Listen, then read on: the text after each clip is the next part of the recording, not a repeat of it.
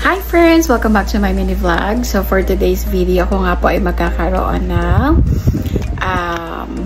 review patungkol dito sa lipstick na JMCY. Ayan. Kung makikita ninyo. So sikat na sikat sa TikTok to at sa iba-iba pang mga makikita nating advertisements sa Shopee o kaya sa Facebook. So ngayon sabi nila ito daw pong lipstick na ito ay waterproof, transfer-proof, at saka kiss-proof. So, ibig sabihin, hindi siya matatransfer kung iinom ka ng tubig, kung may kakiss ka, or kahalikan ka, or kapag pinunasan mo, hindi siya mawawala. So, let's try! Hala, grabe naman yung buhok ko dito. Freddy Aguilar, ikaw ba yan?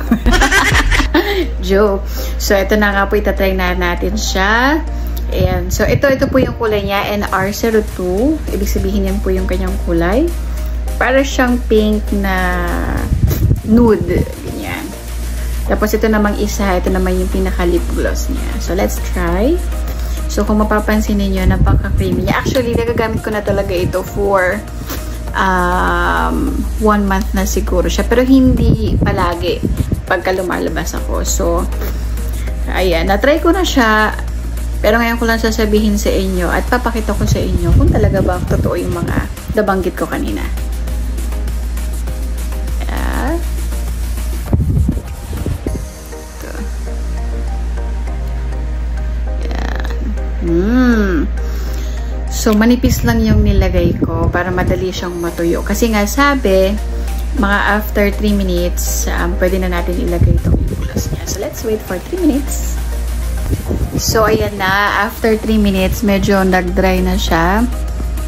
Medyo nagkakaroon na siya ng konting shining shimmery siguro dahil doon sa lip balm na nilagay ko. So, for this time, ilalagay na natin siya. Ito. Yan.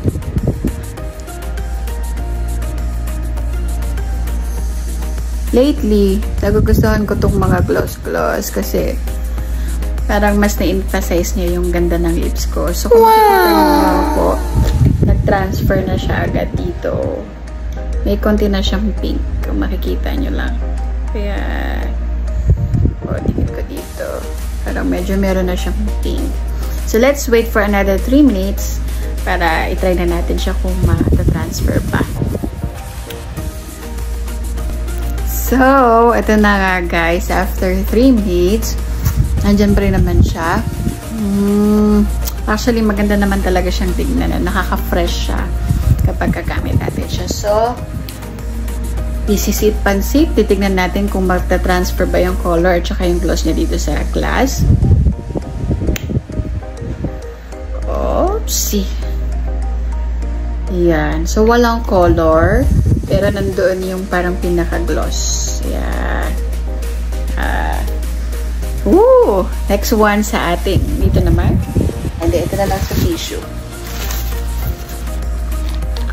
Ayun. So, konting na-transfer nga siya. Pero konti.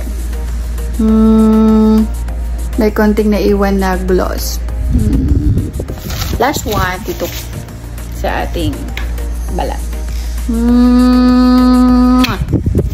Ayan siya. So, na-transfer siya. So, ibig sabihin, yung iba nilang sinasabi patungkol sa lipstick nito ay hindi totoo. Pero, ang maganda sa kanya ay nakapagbigay siya ng freshness.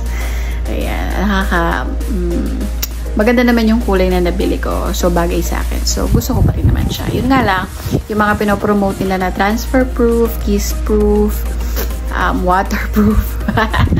Lahat na yata ng proof, medyo tagilid tayo dyan. So, yan naman po. Thank you for watching. So, ito po yan, ha.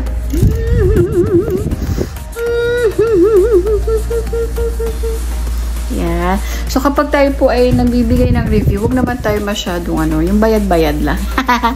Yan naman po. Bye-bye!